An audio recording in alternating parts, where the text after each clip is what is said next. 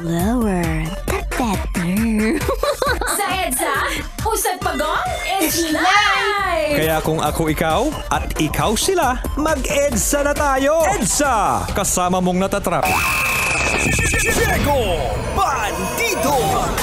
Go Diego! Go Diego! Go Diego! EDSA! Itaas ang kamot sa mga angkol. Itaas ang kamot sa mga angkol. Bunalikol, bunalikol, bunalkol, bunalkol.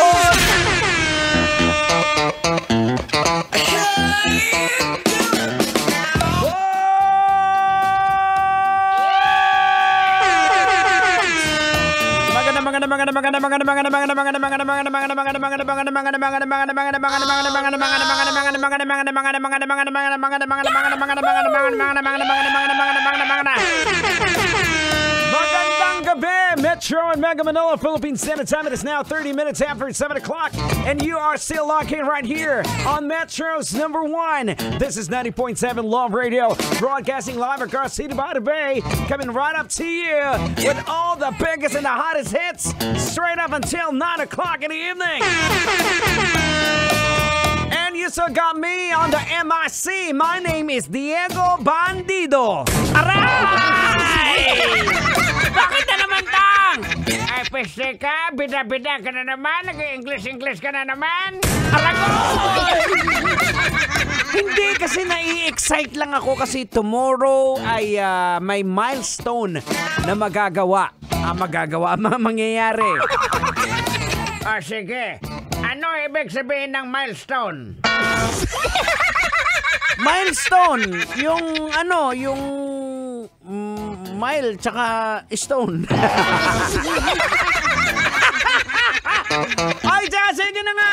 Mag-shoutout na lang muna tayo bago natin na pag-usapan yung topic natin na susunod. Duday, ikaw na naman nire-request dito. May pinapa-shoutout sa'yo. O sige, Duday, batiin mo na sila.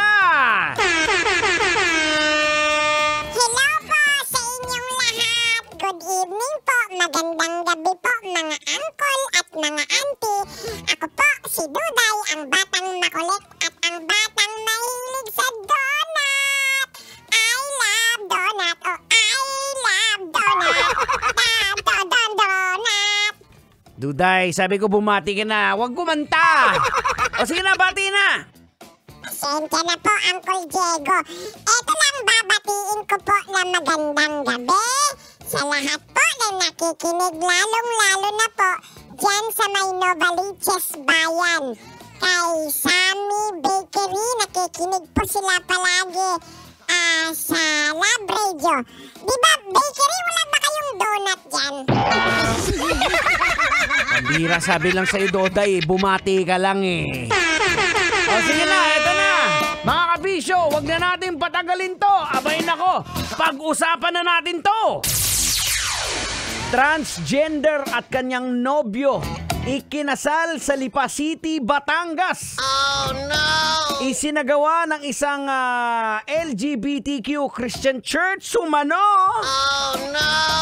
Sa QC, nagkaroon ito ng samot-saring reaksyon mula sa mga netizens. Eto na mga kabisyo, Tang. Huwag na nating patagalin to. Logican na natin to. Ay, sige. Logican mo na para mahimasmasan. Logika na yan! Logika na yan! Alright, mga kabisyo, logican na yan! Anong leksyon ang ating mapupulot? Anong aral ang ating madudukot? Well, mga kabisyo, unang-una sa lahat, ito po ay seryosong topiko. Kaya mag-iingat po ako sa mga bibitawan kong salita. May sa mga ganitong usapin po, pagbabasihan po natin para makapagbigay po tayo ng logic is the moral norms. O yung moral norms natin. Ito po ay personal kong opinion, muli. Una po, dapat nirerespeto po natin ang bawat isa.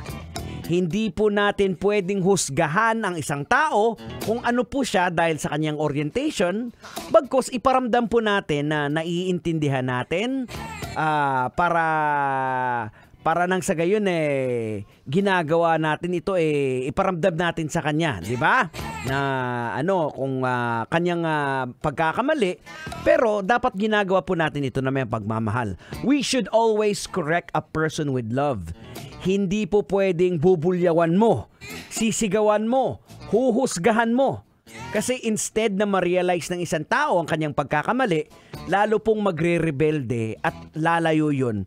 Pero pag pinaramdam mo naman po na mahal mo siya, kaya mo sinasabi ang mga bagay na ito, that's when the change will manifest. Malinaw naman po mga kapatid, mga kabisyo, ang sinasabi po sa Bible. If you believe in Bible, as our authority, o tabi-tabi mo na sa mga kampon. Ang sinasabi po sa Bible in Genesis 1, chapter 1, verse 27, so God created mankind in His own image. In the image of God, He created them. Male and female, He created them. Malinaw po na ginawa po ng Panginoon is male and female, man and woman. Even ang Biblia po nagsasabi in Leviticus 18:22. O, umiinit ka na ba? Ang sinasabi po doon, huwag kang sumiping sa kapwa mo lalaki o kapwa mo babae dahil kasuklam-suklam ito.